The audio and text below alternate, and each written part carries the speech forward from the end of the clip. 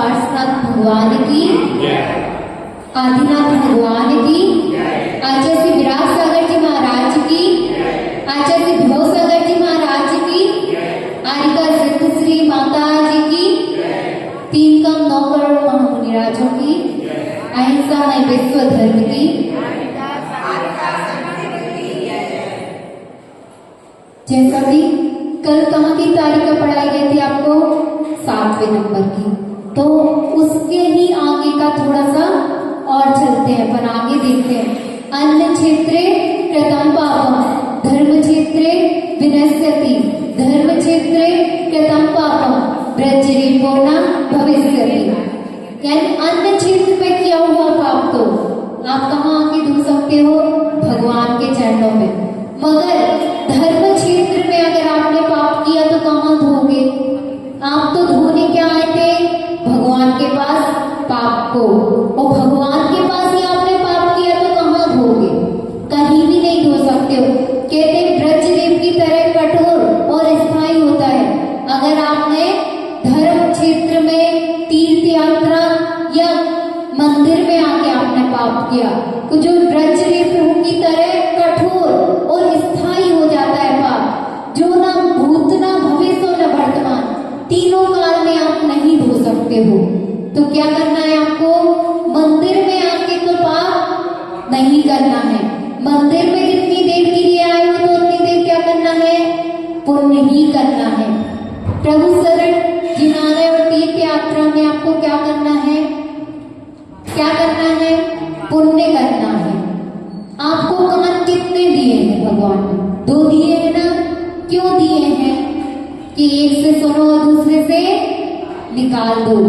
तो धर्म क्षेत्र में तो क्या करते हैं? एक से सुनेंगे वो कहाँ ले जाएंगे? बिल्कुल हृदय में ले जाते करें। नहीं, मुझसे तो उसने ऐसा कह दिया तो मैं अब कसमाई बांधने रखते हैं।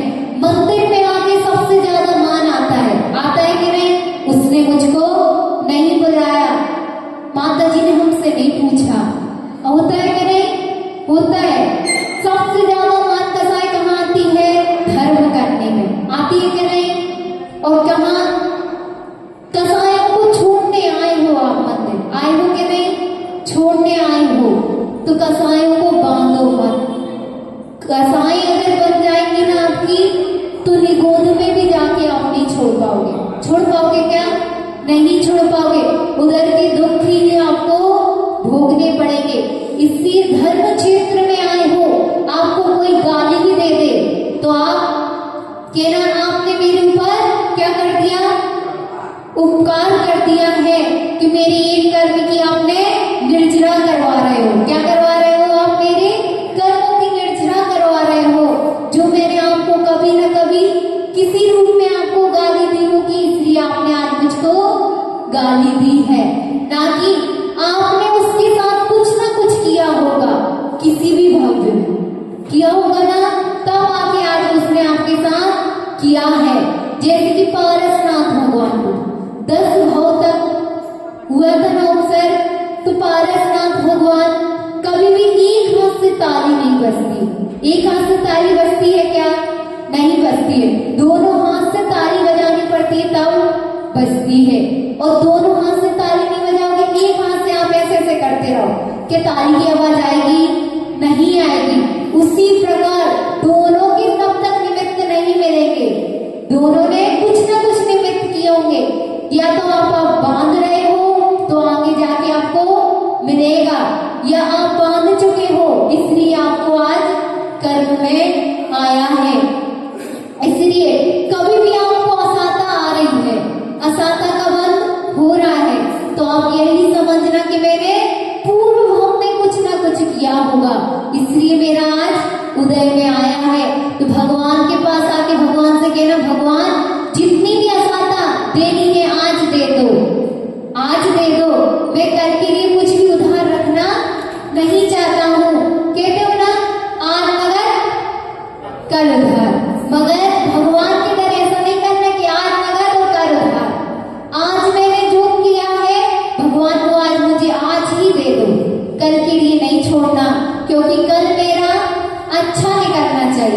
है ना।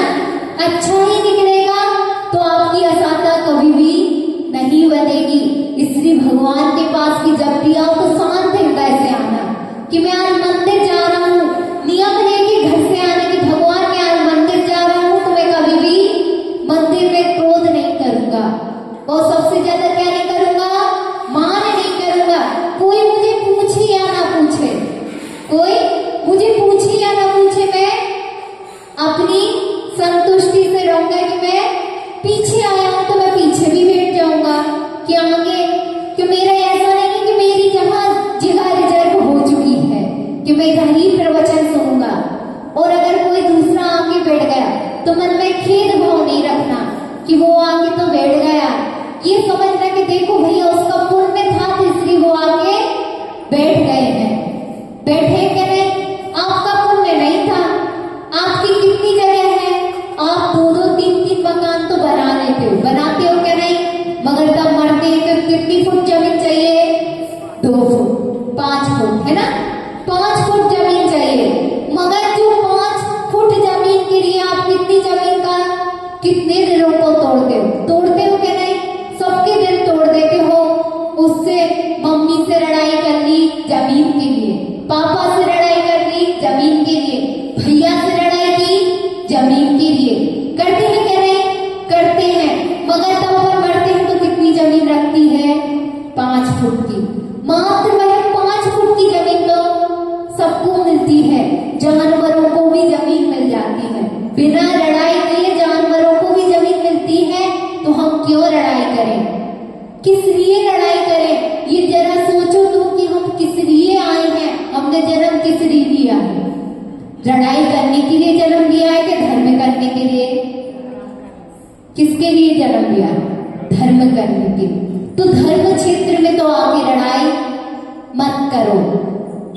आज का सार यही है कि मंदिर में आप आओ तो मगर मौन पूर्वक, जैसे कोई भी मौन व्यक्ति रहता है ना, उससे कितना भी बोल लो, जो डिप्रेशन में चला जाता है ना उसमें सोचने की समझ रहती है ना समझने की, वैसे ही आप मंदिर में आओगे ना आप में सोचने की समझ है और ना समझने की।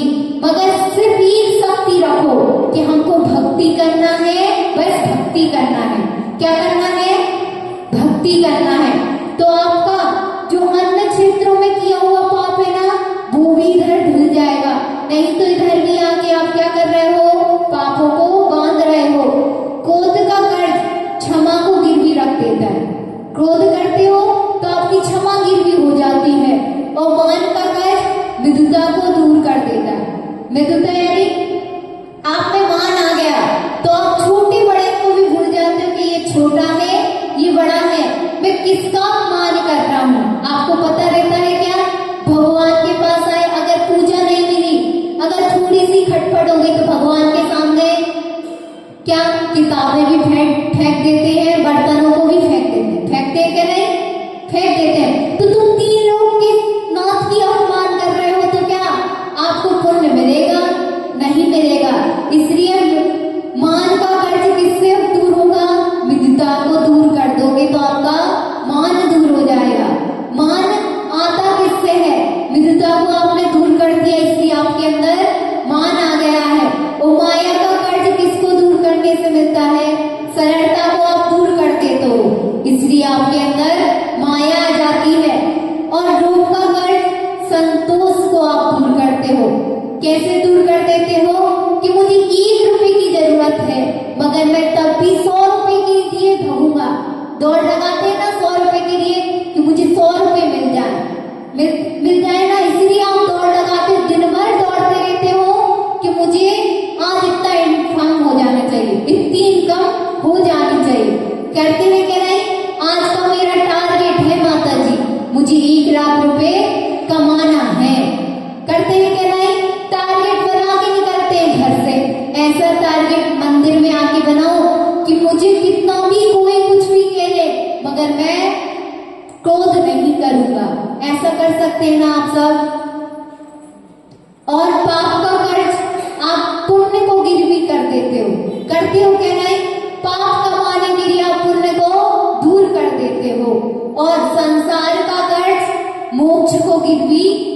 देते हो, इसलिए आपको किसी को भी गिरवी नहीं रखना है।